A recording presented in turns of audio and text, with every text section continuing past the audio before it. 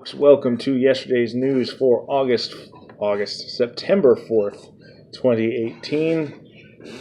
Sorry, I was out for about a week. I have alluded to a situation in the past by saying that bureaucracies suck. That situation is ongoing, and it kind of boiled over unexpectedly last week and had to take the week off work and deal with that in whatever capacity I could.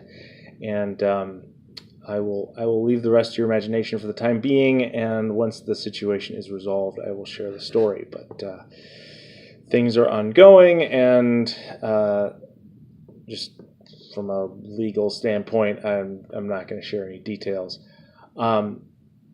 So, being aware of that, if you are of the persuasion to pray about things, I would appreciate your prayers in dealing with a particular bureaucratic nightmare.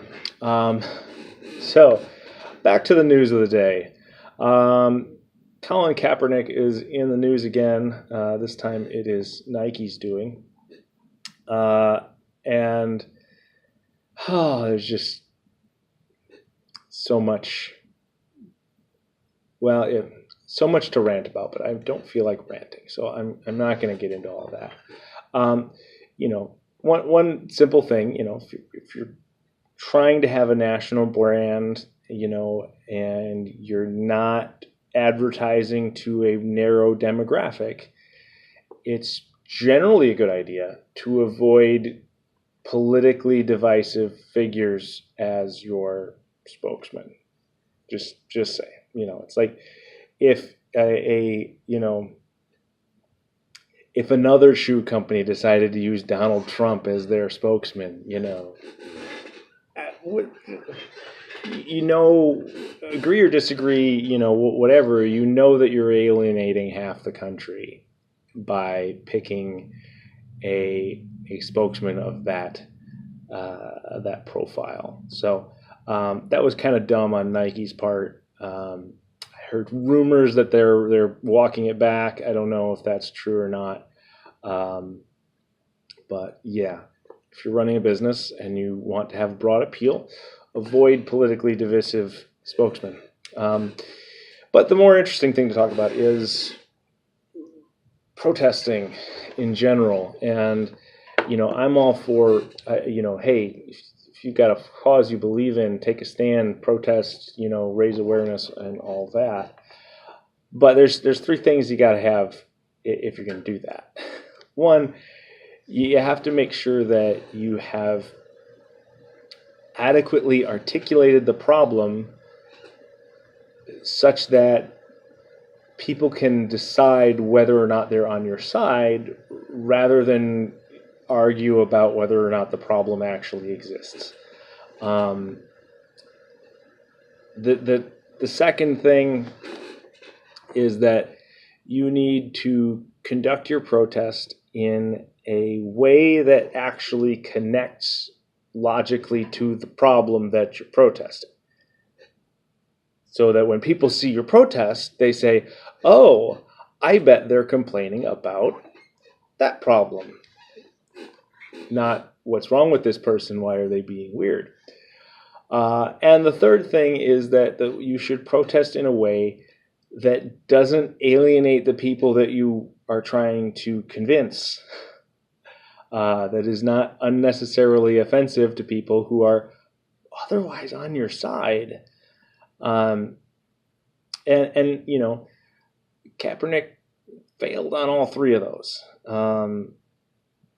I'm not going to take the traditional conservative line and say that the problem he's protesting doesn't exist. It does exist. It's not being accurately articulated, and it's a more complicated problem than cops are racist. The violence and crime in the inner cities and law enforcement in general and militarization of police and all those things is a complicated, messy problem that can't be solved by, saying cops are racist. Even issues of racial profiling, it's not something that you can lay at the feet of people being racist. I've mentioned before that I lived on the south side of Chicago for a while, and when you have racially segregated high crime areas, where you have all sorts of socioeconomic dysfunction that breeds high crime, and when you racially segregate those neighborhoods, which is what they did in Chicago, I can't speak for other cities. I haven't lived there. Your brain naturally starts to pick up on patterns. Now the pattern is artificial. The pattern is because we stuck all the dysfunctional black people in this neighborhood and all the dysfunctional white people in this neighborhood and all the dysfunctional Hispanic people in this neighborhood, and kept all the normal people in a different neighborhood. The pattern's artificial, but if you are in that environment, your brain naturally starts to form those filters. And so even racial profiling isn't as simple as racism. And so, you have to, I'm not going to take the standard Republican line and say that it's not a problem. It is a problem. And what he's protesting is a real problem. And there's real problems that really need to be dealt with. And, but he's not characterizing the problem accurately. And instead of saying, okay, how do we pick apart this complicated problem and start to make a difference? Instead, we're arguing about whether or not the problem exists. So, failure number one. Failure number two is, if you're going to stage a protest, you need it to be obvious what you're protesting and why. And, I don't know anybody who saw the immediate logical connection between, taking a knee during the national anthem and police brutality. That doesn't compute, and it doesn't make sense. And, so again, it's like people were, he's not drawing attention to the actual issue that he wants to draw attention to, because he's protesting in a way that doesn't actually connect logically to the thing that he's protesting. And then lastly, it's, don't offend people that you're not protesting against. It's like there's a lot of people who like America and the national anthem and, think you should stand and salute the flag and all that, who are also not in favor of police brutality, and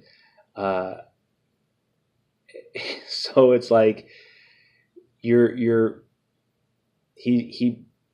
basically picked a fight with people, half of whom were on his side, more than half, because nobody's in favor of police brutality. We people disagree on the magnitude and nature of the problem, but it's not like anybody's in favor of it. So again, it's, missed the mark there in that the protest was unnecessarily offensive to people in a way that had nothing to do with the thing being protested. And, and then the thing being protested wasn't accurately articulated, so we never actually got to debate the thing being protested. That's a lesson, honestly, that way more than Colin Kaepernick needs to learn. Because there has been, that just kind of seems to be, granted, Kaepernick is like the worst example, but we've had our share of idiotic protests, I guess that's not the right word, but counterproductive attempts at activism that failed in these one or more of these points.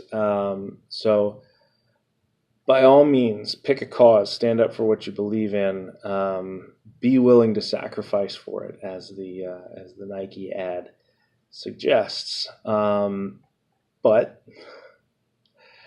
make sure that the problem exists and is accurately articulated, and make sure that your act of defiance, your grand protest, is something that is identifiable as related to the thing that you're protesting, and that it is appealing to the people that you want to win to your side, rather than unnecessarily offensive and alienating. So with that, enjoy your protesting, whatever cause you choose, and I will see you next time.